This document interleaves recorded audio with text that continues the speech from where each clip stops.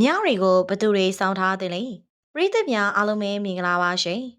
ကျမတို့ရဲ့ channel လေးကနေပြန်လည်ပြီးတော့ကြိုဆိုလိုက်ရှာပါရီဒီနေ့တင်ဆက်ပေးသွားမယ့်အကြောင်းအရာလေးကတော့ Emerald လို့ခေါ်တဲ့ညတွေကိုဘသူတွေဘလို့ရှာသည်ခွင်တွေကစောင့်ထားတယ်လေဆိုတဲ့အကြောင်းအရာနဲ့ပတ်သက်ပြီးတော့ဆွေးနွေးတင်ဆက်ပေးသွားမှာဖြစ်ပါရီ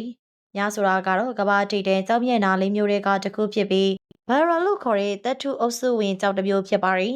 ညရဲ့ထူးခြားချက်ကတော့နှိမ်ဆိုင်ပြီးတော့စိမ့်ဆူရှိုးလဲတဲ့စိမ့်ရောင်ပဲဖြစ်ပါရီဒီအောင်ကိုတော့ဖွဲ့စည်းပုံထဲမှာခရိုမီယန်နဲ့ဗေနဒီယန်ဓာတ်တွေပါဝင်နေလို့ရရှိတာပါ။ညအောင်စင်ပရများလောက်မမကြောပင်မဲ့ Moske 7.528သူ့ရဲ့အယောင်ရှားပါမှုနဲ့သမိုင်းဝင်တန်ဖိုးတွေကြောင့်အလွန်ဖို့တန်ပါရီ။တဘာဝအားဖြင့်မြတွေရဲ့အလွင်းထဲမှာအကြောင်းငယ်လေးတွေအများအပြားပါဝင်လေးရှိပြီးဒါကိုချာရင်လို့ခေါ်ဆိုပြီးတော့မြရဲ့တီးခြားတဘာဝအလားဖြစ်သတ်မှတ်ပါရီ။ညတွေကိုရှေးရခင်ကလေးကဉာဏ်ပညာမျှော်လင့်ချက်နဲ့ຫນွေဥရာသီရဲ့ကြောက်ဖြစ်သတ်မှတ်ခဲ့ကြပါရီသူ့ရဲ့စိမ်းရောင်ဟာတဘာဝကြီးထွားမှုနဲ့အသစ်တပံစတင်ခြင်းကိုကိုစားပြုပါရီနောက်ပြီးမြဉာဏ်ပညာကိုလည်းအဓိကကိုစားပြုရလို့ယုံကြည်ကြပါရီဝိစီသူရဲ့တွေးခေါ်ကိုပို့ပို့ရှင်းလင်းပြသစေပြီးပညာရပ်ပိုင်းဆိုင်ရာနဲ့စိတ်ပိုင်းဆိုင်ရာကိစ္စရပ်တွေမှာမှန်ကန်စွာဆုံးဖြတ်နိုင်မှုအတွက်စိတ်ကိုအလင်းပေးရလို့တတ်ဝင်ယုံကြည်ကြပါရီညရီရဲ့နောက်ထပ်အားသာချက်ကညရဲ့စိမ်းရောင်ဟာစိတ်ကိုကိုစားပေးတဲ့အကြောင်းဖြစ်ပါရီ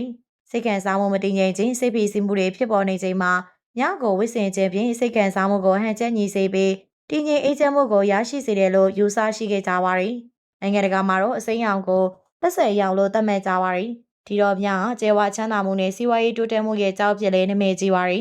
ဗဒဝုချိုရဲ့စွမ်းအင်ဟာစီးပွားရေးခွန်လန်းတွေကိုမြင့်တက်စေပြီးအောင်မြင်တဲ့ယင်းနှိမ့်မြုံနယ်မှုတွေလောက်ကိုင်နိုင်ဖို့ကူညီပေးပါရီဒါကြောင့်လုပ်ငန်းခွင်တိုးတက်မှုနဲ့ရေရှည်စည်းစိမ်ကိုလိုချင်သူတွေအတွက်အလွန်ကောင်းမွန်တဲ့ရတနာတစ်မျိုးဖြစ်ပါရဲ့ရှင်လက်ခဲ့ပေးတာရှူတောင်ကြည့်မယ်ဆိုရင်မြဟာအင်္ဂလိပ်လတွေက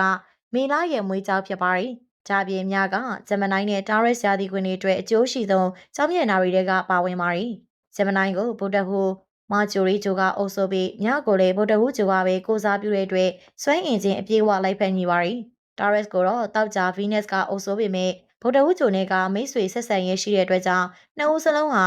ညဝစ်စင်ခြင်းအပြင်ကံဉဏ်နဲ့စီးပွားရေးဆိုင်ရာအကျိုးကျေးဇူးတွေကိုအများဆုံးရရှိနိုင်ပါရီ။ဒါကြောင့်မြကိုဘလို့လူတွေစောင့်တယ်လေဆိုတာဆက်လက်ပြီးတော့ရှင်းပြသွားကြပါရီ။ပထမဆုံးရှင်းပြပေးခြင်းတဲ့သူကတော့အတန်မိုးဝဲကျောင်းဆိုင်ရာဥတီချက်ရှိသူတွေဖြစ်ပါရီ။ညဗုဒ္ဓဦးကျိုရဲ့ဆွဲအင်ကိုကိုစားပြုတဲ့အတွက်ခွေးချင်းစိတ်ပြတဲ့အလုပ်ညီနိုင်ဆွေးနွေးမှုနဲ့စီမံခန့်ခွဲမှုနယ်ပယ်တွေမှာလောက်ကင်သူတွေအတွက်အလွန်ကောင်းပါရီ။ညရီအောင်ဆုံးဖြတ်ချက်ချရာမှာရှင်းလင်းပြသမှုနဲ့မဟာဗျူဟာမြောက်တွေးခေါ်မှုတို့ကို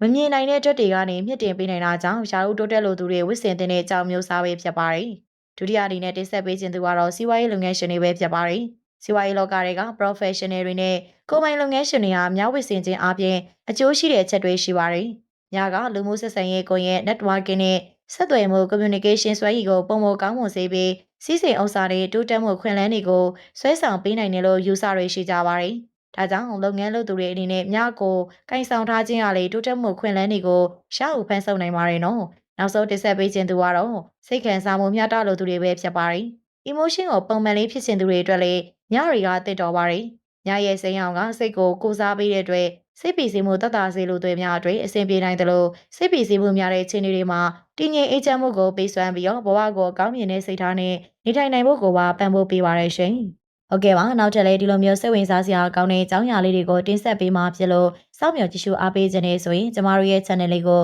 subscribe လုပ်ခါပေးခဲ့ပါအောင်ရှင်။အဆုံးထိကြည့်ရှုအားပေးခဲ့ကြတဲ့အတွက်လည်းအားလုံးကိုကျေးဇူးထူးတင်ရှိပါရရှင်။